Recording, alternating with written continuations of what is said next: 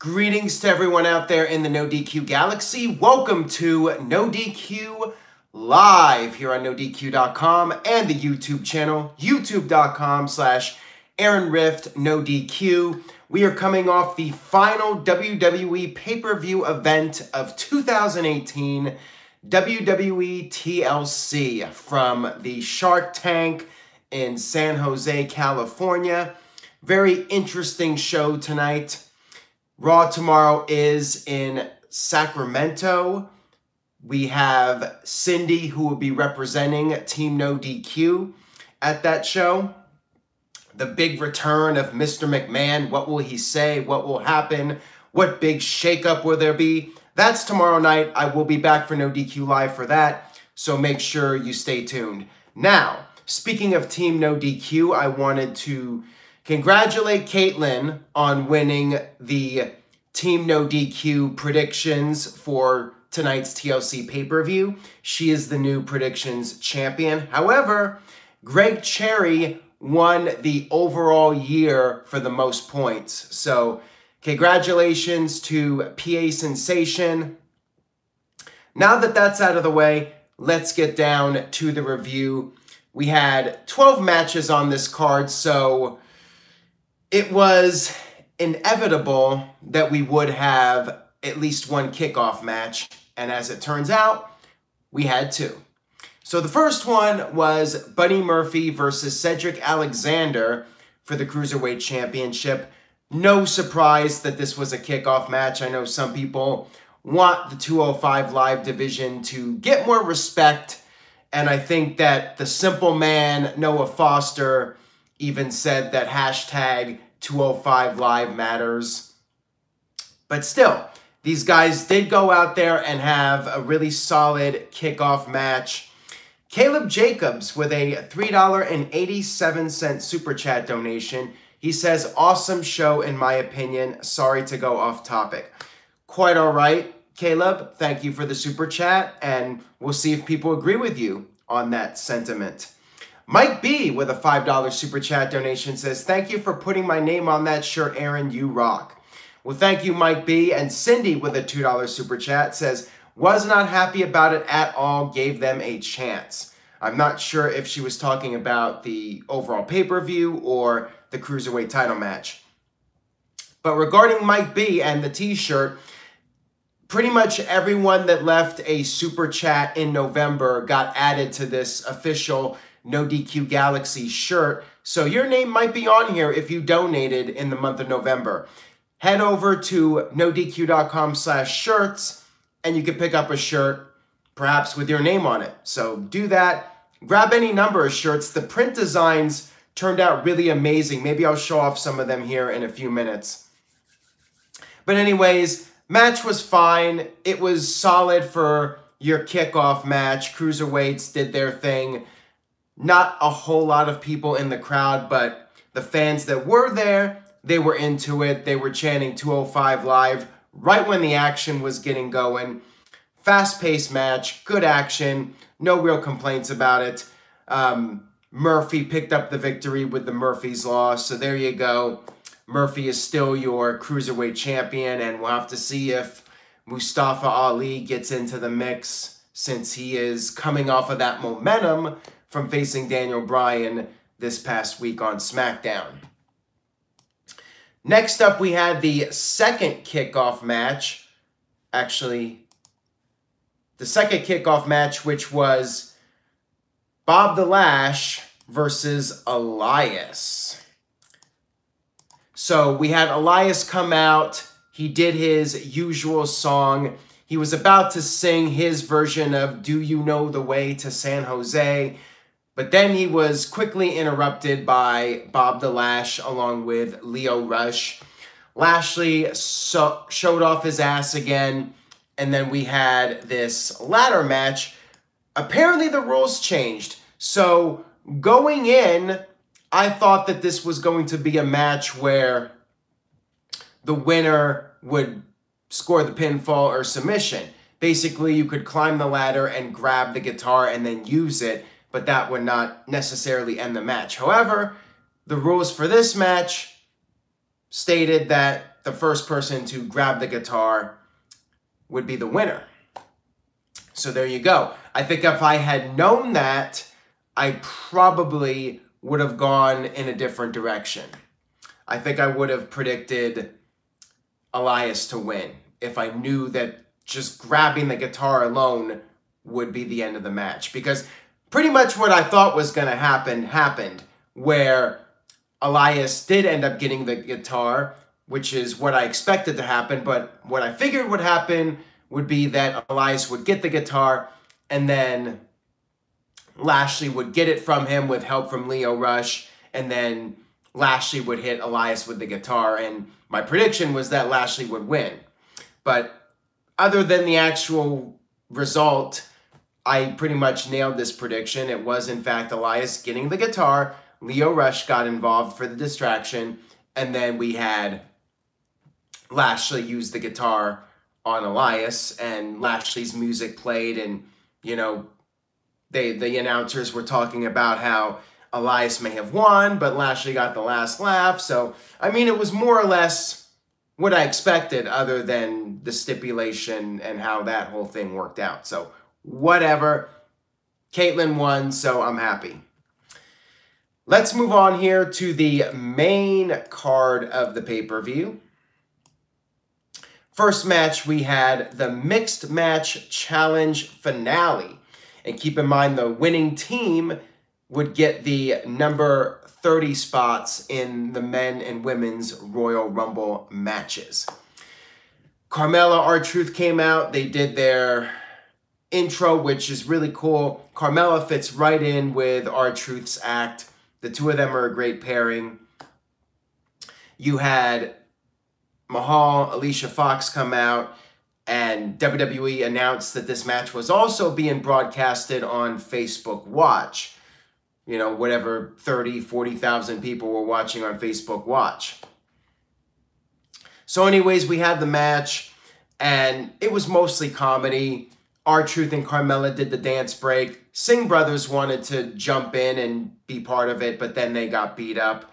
Alicia Fox was wanting to be the team captain. She was wearing the captain hat. R-Truth stole it from her. Fox tried to attack R-Truth, but then Carmella super kicked Alicia out of nowhere. And then we had Carmella tapping out Fox with the Code of Silence. So there you go. Carmella and R-Truth, number 30 in the men and women's Royal Rumble matches. We've all talked about it. Takes away the element of surprise. Again, for those of you complimenting the shirt, head over to NoDQ.com/shirts. You can pick this up. Your name might be on it. So there you go. You can buy a NoDQ.com shirt with your name on it. Like I said, the shirt designs turned out great. I just got my batch of shirts here, and I may plug them throughout the video, well, because I can. But anyways, after the match, we had R-Truth announcing where they were going to be taking their vacation, because that was part of the victory. The winning team not only gets put into the Rumble match at number 30, but they also get this paid vacation by WWE. Cindy with a $2 Super Chat donation says, work plus vacation equals workcation trademark. All right, well, thank you for that, Cindy. That's pretty much every vacation of mine, because I'm always in work mode. I'm always doing work on NoDQ.com regardless of where I'm going. So it's always a workcation for me, but it's all good. It's all good in the hood, as they say. R-Truth announced that they will be taking their vacation, not in some wonder area like, I don't know, whatever cities or destinations Carmella was mentioning. I don't even remember at this point. But R-Truth, basically the punchline was that R-Truth said they're having their vacation at the WWE headquarters. It was Rome and Paris. Those were the cities. Thank you for that, Michael Wayne. So yeah, WWE headquarters is where they're having their vacation. Yeah. What a flat punchline. They could have done so much more with that. Thank you, Roman Reigns, with a $2 Super Chat donation. Says, R-Truth enters the wrong Rumble at number 30. I like it. Maybe we'll see that happen. Maybe R-Truth will come out at number 30 and Carmella will get pissed at him or something like that. But, I mean, what's WWE going to do? Are they even going to follow up on this? Are we going to get some skits with Carmella and R-Truth at the WWE headquarters? Or is that it? Was that the whole punchline and that's that? So, I don't know. Mixed feelings about this, but whatever. Mixed match challenge. Don't care. I'd rather we had a surprise for number 30, but whatever. So next we had the Bar defending the SmackDown Live Tag Team titles against the New Day and the Usos. This was a fun match. I enjoyed it. Typical stuff from these guys. The expectations are always high. They always deliver. Entertaining stuff. Not much else to say about it. It was just a really solid pay-per-view match. Usos got a big reaction. It was in the Bay Area, so they have the, I guess, somewhat hometown advantage. I'm not sure where they're actually from, but I know, like, a lot of the Samoans lived in the San Francisco area, so, you know, it was like a homecoming for the Usos. San Francisco, thank you, Cindy. Usos were kept out of the match for most of the time, and then they finally got in, did all the super kicks. But in the end, it was Sheamus hitting the Bro Kick on Xavier Woods to pick up the victory. Good match. I enjoyed it. No real complaints. Entertaining stuff from these guys. Perfectly fine pay-per-view undercard match. So after this, we had the first TLC match, although I'm not even sure if we can call it a full-blown TLC match. We had Baron Corbin come out for his TLC match with Braun Strowman, and Corbin had referee Heath Slater start the 10 count, and around 7, we had Strowman come out. However, he was not in fact 100%.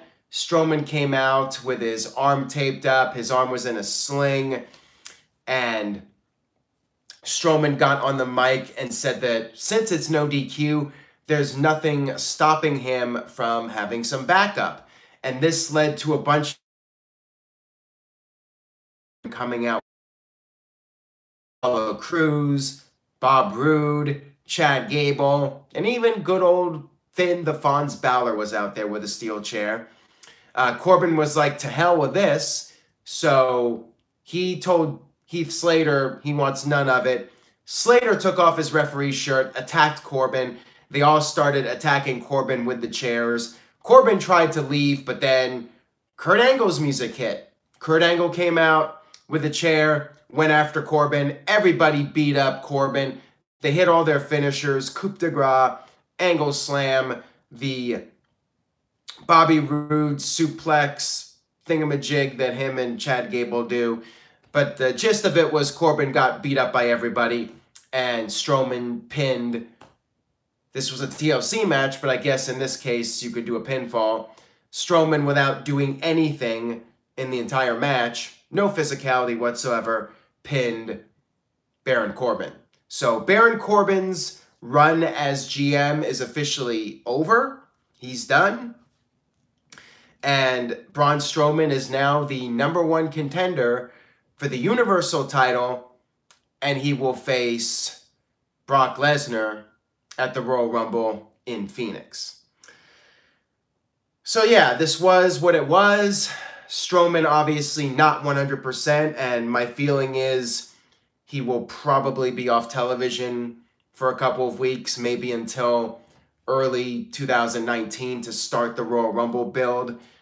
Just don't see the point in him being around when he's still recovering. So I think that might be the last we see of Strowman in 2018.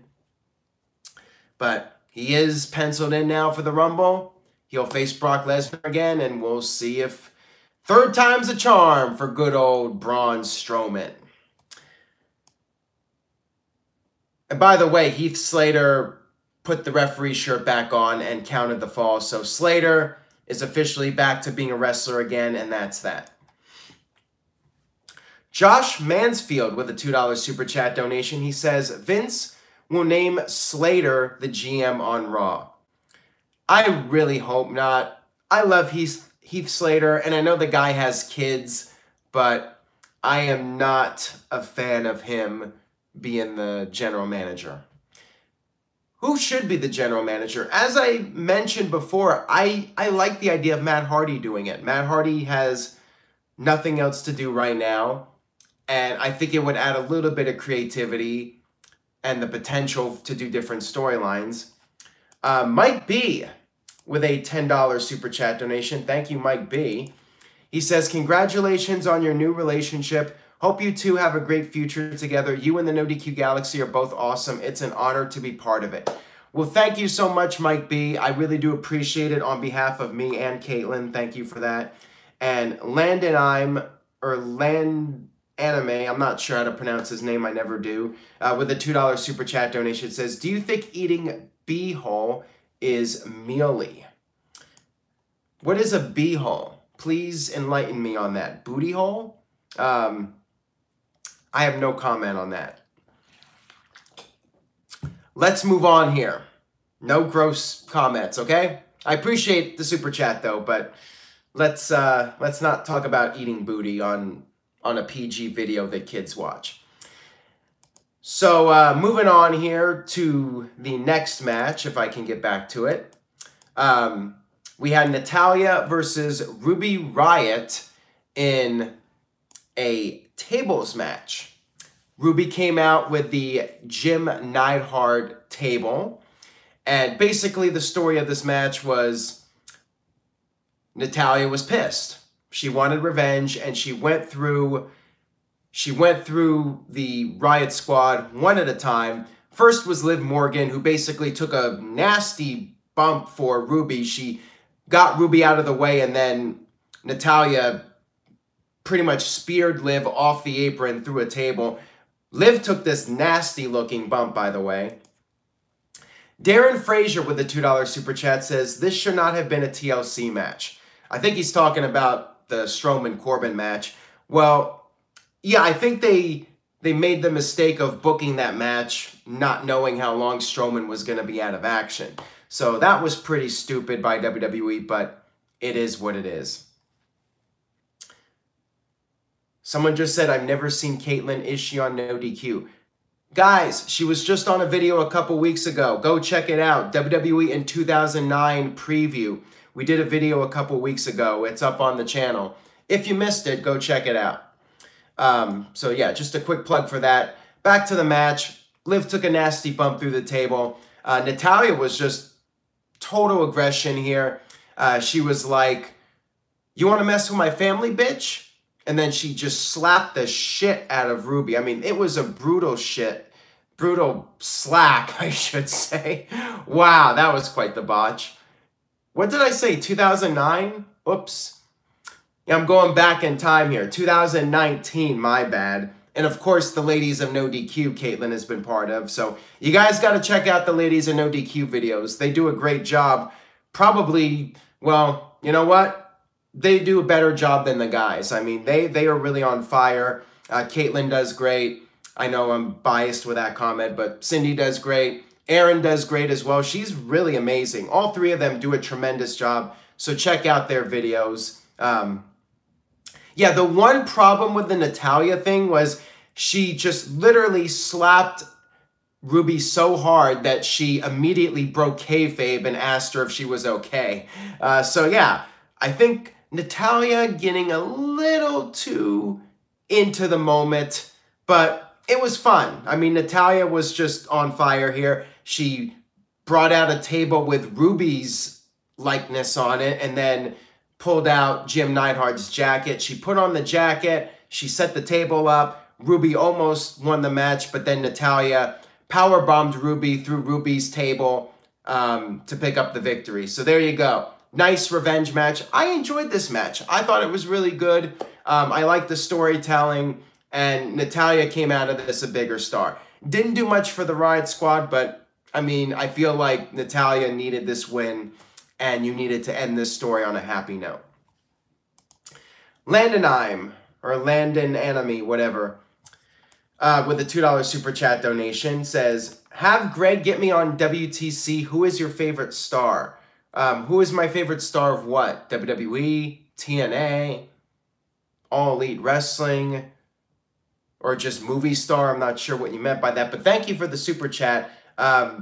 Greg, get this guy on Wrestling Trivia Challenge because he says so.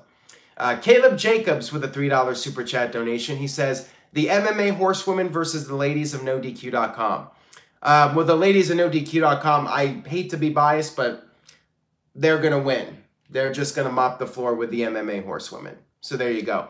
If it's professional wrestling, I'll script it that way. Even if in a shoot fight, maybe they would get destroyed.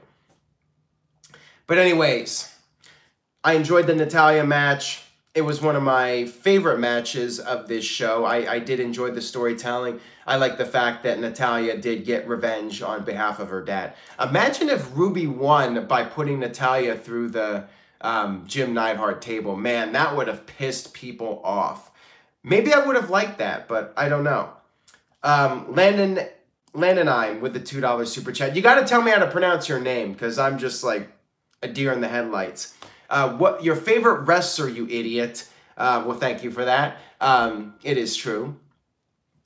Favorite wrestler, like right now, 10 years ago, all time. You didn't specify favorite wrestler from when.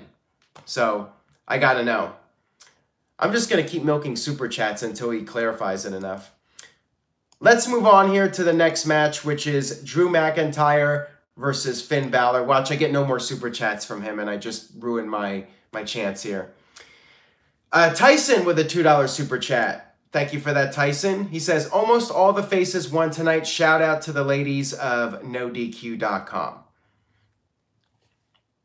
Well, thank you for that, Tyson. I really do appreciate it. So we had Drew McIntyre versus the Fonz, Finn Bálor. Josh Mansfield with a $2 super chat donation says, cannot wait to troll you again on Virtue's Rage next week. For the 20 of you that know what he's talking about, Virtue and Big G do their live videos every week. Go over to NoDQ.com/Virtue for that. And I kept giving the angry react to their video over and over again. So he responded with all the likes and the hearts for it. So yeah, he was counteracting me being a jerk. Landon Anime. Okay. Landon I'm. Okay. I guess that's how you pronounce it. $2 super chat donation. So since you sent another one, I'll just say my favorite wrestler right now is probably, well, now I'll say Daniel Bryan, just because I love what he's doing with his character. Seth Rollins has been great. AJ's been great. All time, probably Steve Austin, Hulk Hogan, Randy Savage, Shawn Michaels, Undertaker, Ric Flair. List goes on. Hope that answers your question. I'm not sure what you meant specifically, but those would be like the top ones off the top of my head. Anyways, back to the Fonz versus Drew McIntyre. I gotta say, I like when McIntyre was mocking Balor's Too Sweet by stomping on his fingers. That was great. Can we just do that for all the Bullet Club guys? Just stomp their fingers so they can stop doing the NWO Too Sweet that they did not invent? That would be awesome. See, I am being a troll tonight. I'm trolling the Bullet Club, so that's when you know I'm crossing a line with some people because, you know, it's the almighty Bullet Club. Forget about the almighty Bobby Lashley. The Bullet Club, you know, Cody Rhodes, he's the man. Everybody loves the guy, even though people were saying he sucked as Stardust or whatever. And the Young Bucks with all their super kicks. I'm just sick of all the Too Sweet stuff. You know, let the past be the past. Come up with something new. Just saying. They're the elite, whatever they're called. The elite, the Bullet Club, I don't care. Anyways, back to the match. This is about a WWE pay-per-view after all, not All Elite Wrestling or Ring of Honor, whatever they're calling it these days. So McIntyre pretty much dominated the match. You had Dolph Ziggler show up, the record scratch man himself, with a super kick. Got to have those super kicks because Usos did not do enough on this show. Super kick when the referee wasn't looking. McIntyre did, however, fight back and grab the steel chair. However, Bálor kicked the chair into McIntyre and hit the coup de grace to pick up the victory over Drew McIntyre. So there you go. With some help from Dolph Ziggler, Bálor defeated McIntyre. This was probably the biggest shock of the pay-per-view. All of us on hashtag Team NoDQ picked McIntyre to win. So there's always got to be that one match. There's always got to be the one match where WWE just goes in a completely different direction from what everybody's expecting. We all thought, hey, McIntyre's on the rise. Nobody cares about the Fonz Finn Bálor that much. So obvious choice is McIntyre goes over, but nope. Finn Bálor wins. And TK did pick Finn Bálor, so I guess congratulations on that. You should have been on the TeamNoDQ.com poll. You missed out. So that was that, and now on Raw we have Finn Bálor versus Dolph Ziggler. Yawn. I mean, not really feeling it that much, but whatever. Maybe it'll impress me. So next up we had Rey Mysterio versus Randy Orton in a chairs match. Decent match. I mean, by this point I was already tired of the steel chairs on this show, and it's more the same. You know, the chair shot to the gut a bunch of times, chair shots to the back. You know, you can't do the chair shot to the face. This is why I never like the chair matches, because it's always just you know, the chair shot to the gut, to the back, and it's just very repetitive. Although I will say Rey Mysterio did change it up a little bit, did something cool. As Caitlin points out, the slide was legit. Mysterio did his slide to the outside, but he had the chair on his stomach, and it was a pretty cool spot. So I did like that. Landonheim says, my friend Grant wants to know if you are a CUCK. That I am not, to answer your question, quite frankly. But thank you for the super chat. Thank you, Roman Reigns, with a $5 super chat donation. If Vince McMahon doesn't get booed on Raw tomorrow, then we deserve the garbage we are getting. He's not going to get booed. Okay, guys, listen. Vince is the boss. The fans still respect him. And the fans that are at Raw tomorrow night, they are going to be paying money to go to that show. So they are still going to mark out for stuff. They are still supporting WWE because they're buying a ticket. If they were really fed up with the product, they wouldn't show up. But they're there. They're going to cheer Vince. They're going to do the friggin' bow. They're going to sing his song. They're going to do all that bullshit. So don't expect them to boo him. They might do the what chants, but he'll just laugh that off like he usually does.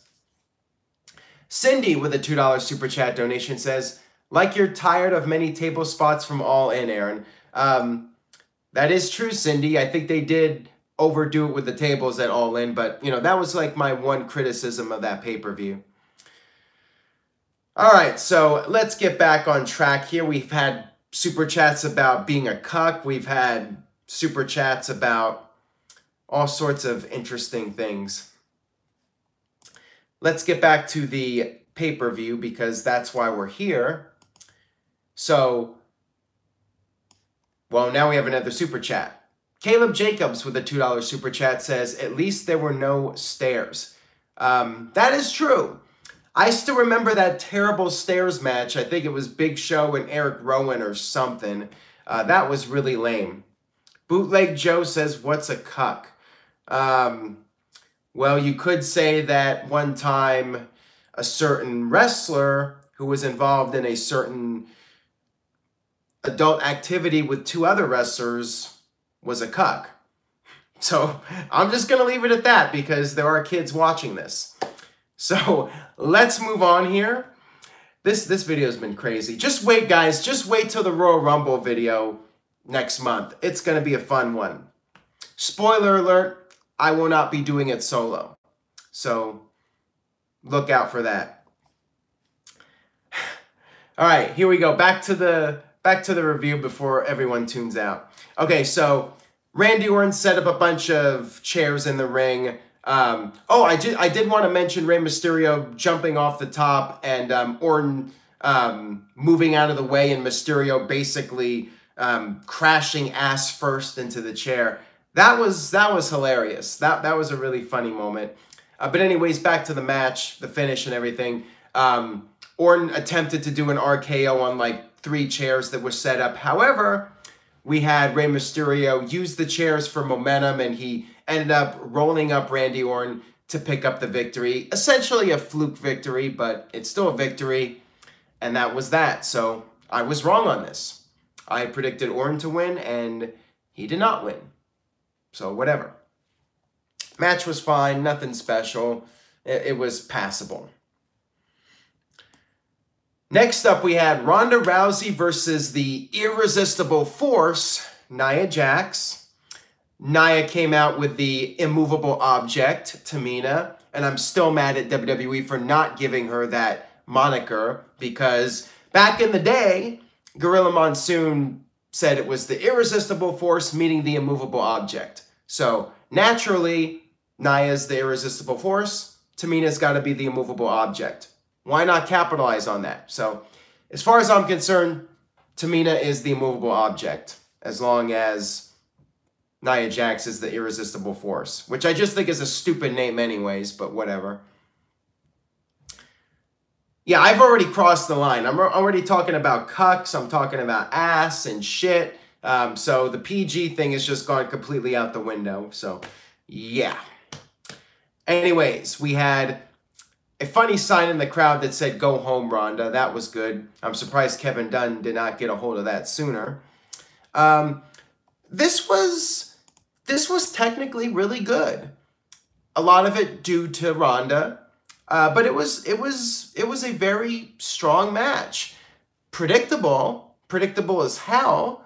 And for me personally, I really could not get into it because I'm like, there's no way Nia's winning this. No chance in hell, to use Vince's line. But the work was really good. Ronda is becoming great in a very quick period of time. She has proved her doubters wrong. She has really stepped up her game night after night. She just keeps getting better and better every pay-per-view. The work here was really strong. I love that the flying dive that Ronda did to Nia. That looked great. Thank you, Roman Reigns, with a $2 super chat. Says, "I lost HD quality when Nia Jax showed up, LOL." All right, so now we got people making fun of Nia.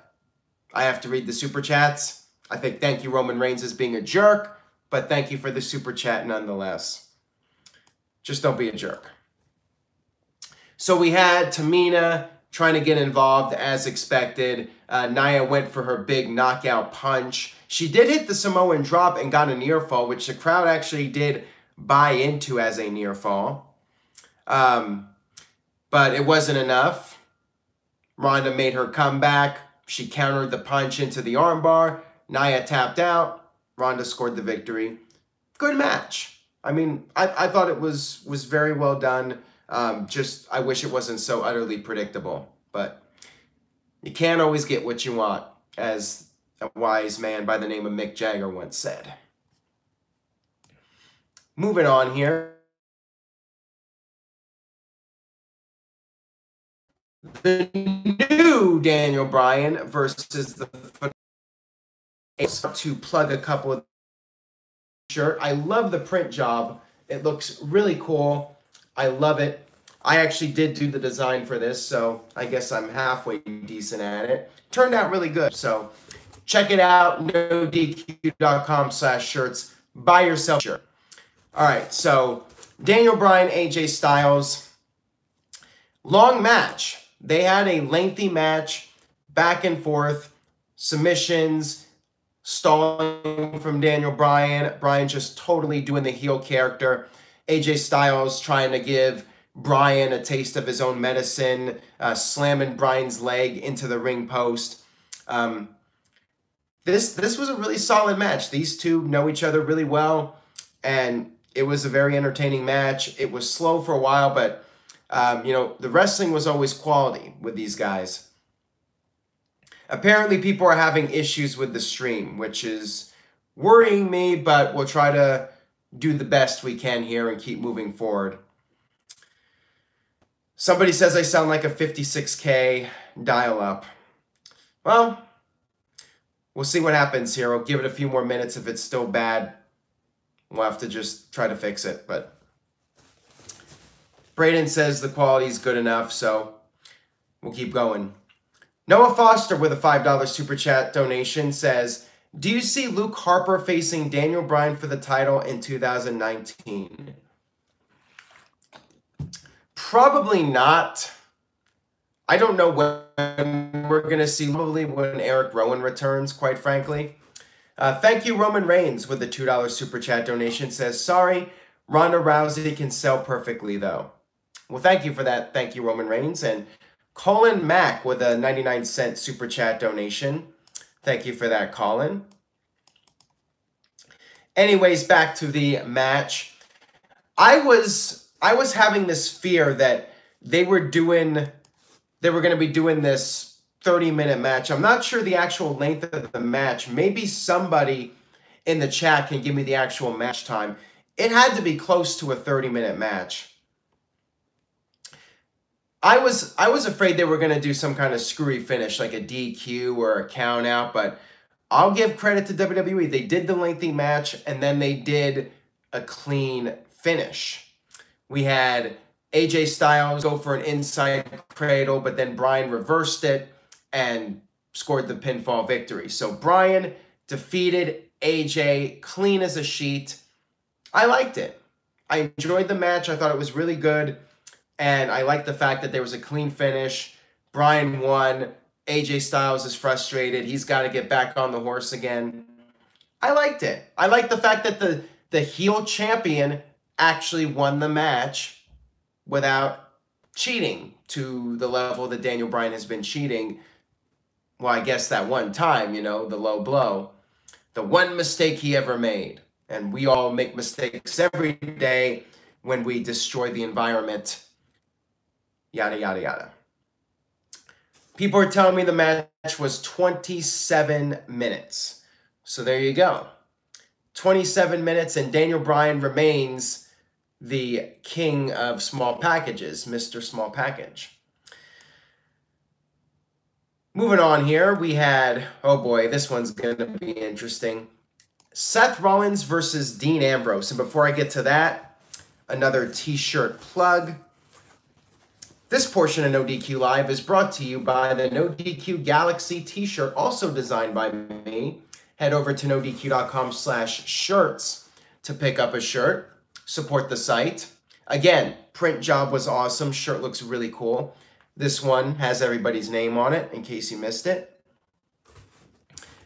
And the shirts are available in all sorts of sizes. There's men's size, women's size. There's small, medium, large, extra large, double XL, triple XL, you name it.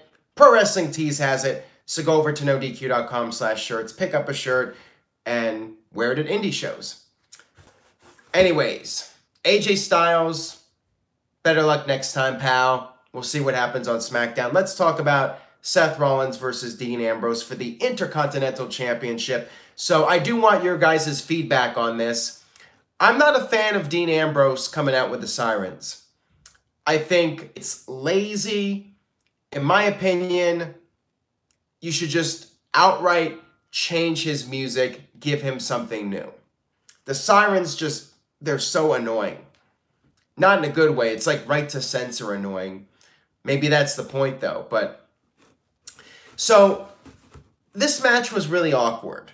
First of all, the commentary was extremely awkward.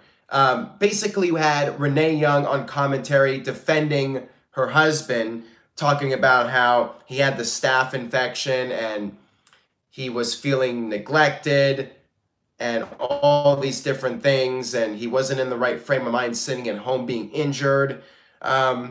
Stuff that would make you sympathetic towards Dean Ambrose, which doesn't really work when he's a heel. I feel like Renee needs to go heel. Renee needs to be aligned with her husband fully. This whole thing just came off as very awkward. There was a lot of silence, awkward pauses during the commentary. I'm not sure what was going on here, but it just didn't flow well.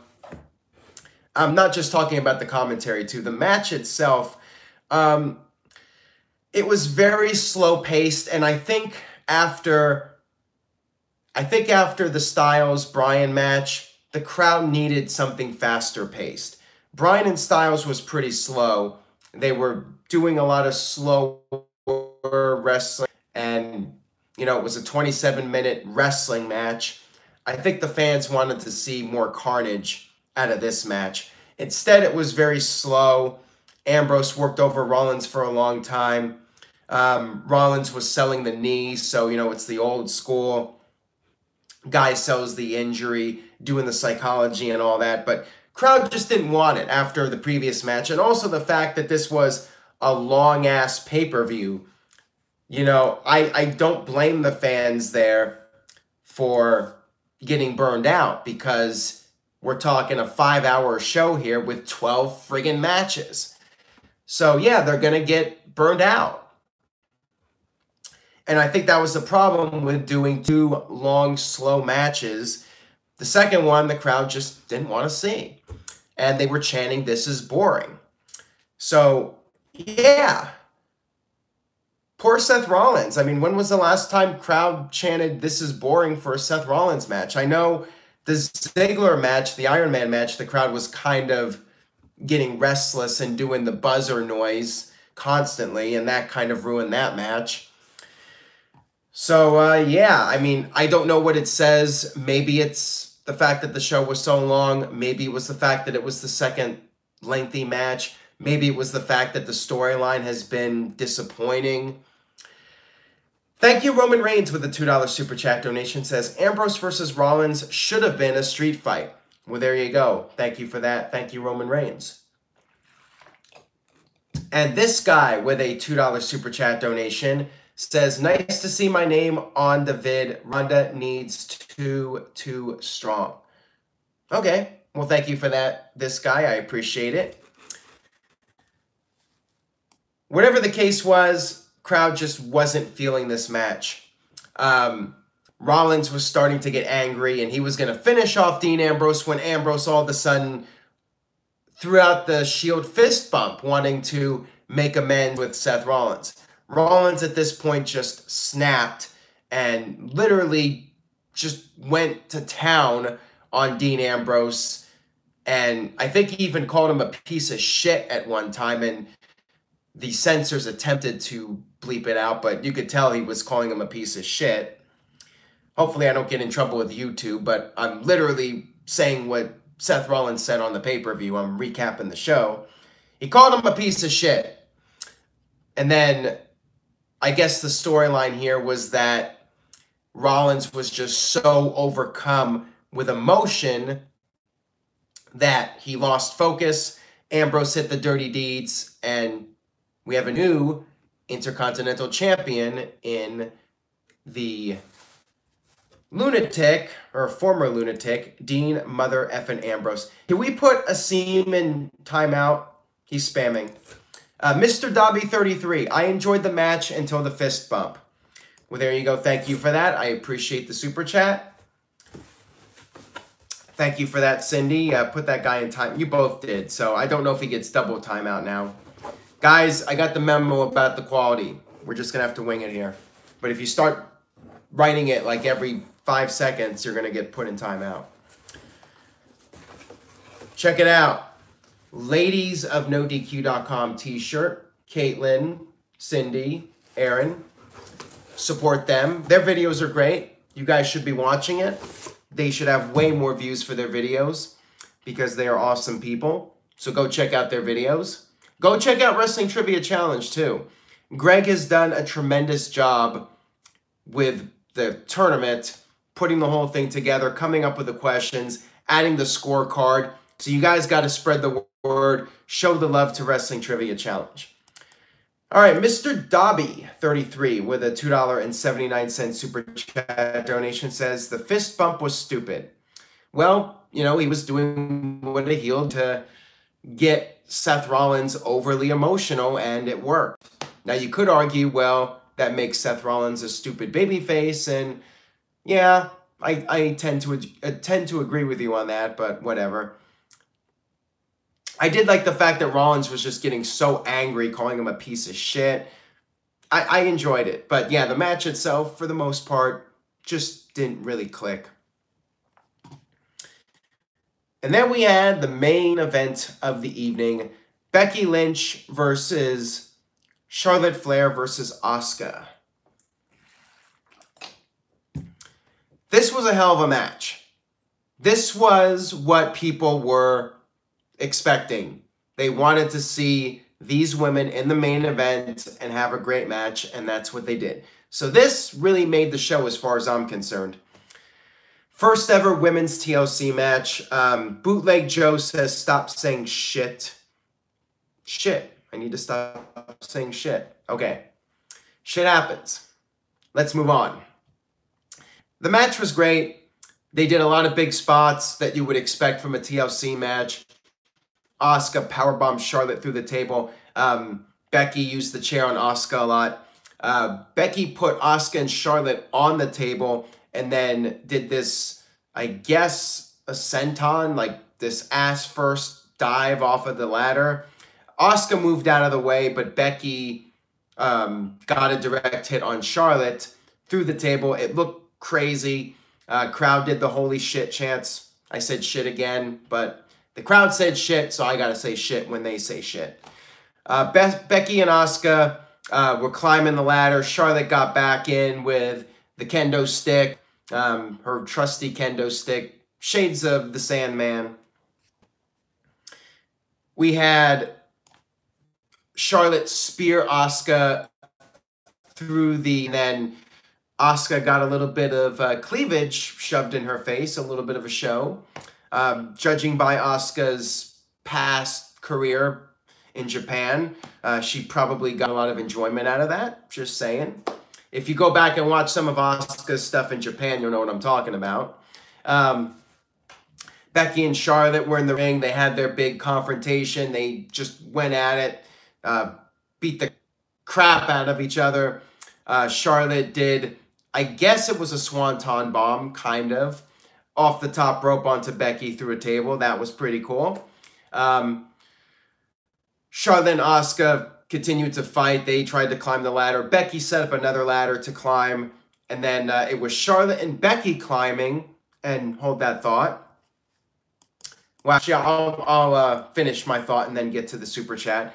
Ronda Rousey showed up. Ronda appeared and got her revenge on Becky Lynch and Charlotte Flair for all the crap they put her through several weeks ago. Yet the crowd was very happy with this. They booed her heavily, even though she was just getting her payback. That's all she was doing. Ronda pushed Becky and Charlotte off the ladder. Asuka climbed the ladder, and there you go. Asuka captures the SmackDown Live Women's Championship. Asuka is back in business, thanks to an assist from Ronda Rousey. Axel with a $10 super chat donation. He says, calling it now, Ronda, Becky, and Charlotte in a triple threat match at WrestleMania. Could happen. I mean, it's definitely keeping people guessing, and that's what I really liked about the finish here is it going to be Becky versus Ronda? Is it going to be Charlotte versus Ronda? Or will it be a triple threat? Keeps the options open, keeps people guessing. I thought it was a great finish. I liked it. And thank you, Roman Reigns, with a $5 super chat donation. Thank you, Roman Reigns. Becky Lynch is my favorite redhead. Well, you know what I mean. Ready for this Asuka run, maybe even a heel run.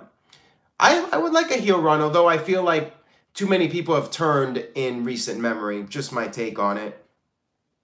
Sean Smith with a $2 super chat donation says, loved the women's TLC match, especially Asuka's win. Well, there you go. I agree with you. I'm glad Asuka won. I'm glad we got a big advancement in the Ronda, Becky, Charlotte program. And, you know, it is a cliffhanger because now we're wondering what is going to happen with this storyline. Where's it going from here?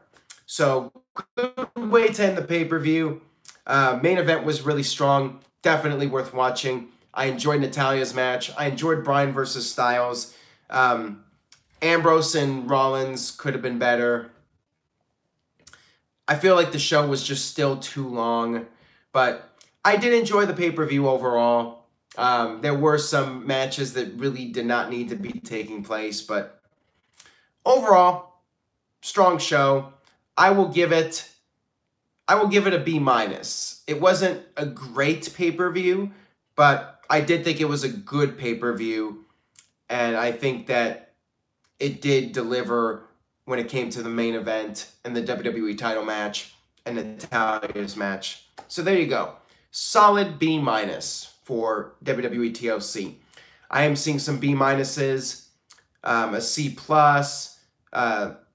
Walter with a C+, couple of B+, some Bs. Caitlin says C+ to B-. Caleb loved it. Caleb says A+. So there you go. Some pretty good feedback, I think. One person gave it an F, though, but a lot of Bs, a lot of B-. Decent pay-per-view. Pretty good. So there you have it, my thoughts on TLC. I will go ahead and wrap up tonight's NoDQ Live. I will be back tomorrow night. We will see what Vince McMahon's monumental announcement is. Make sure you stay tuned to NoDQ.com to find out all the very latest fallout from TLC. And tune in tomorrow night to get my thoughts on Vince's big announcement. Will I say shit more times than I did tonight? You have to tune in tomorrow night to find out. And again, NoDQ.com/shirts. Pick up a shirt. Spread the love. Support NoDQ. And just keep spreading the word in general. Tell a friend. Anybody you know who watches wrestling, have them check out the channel, subscribe, all that good stuff. And on that note, I will see you all next time for more NoDQ Live.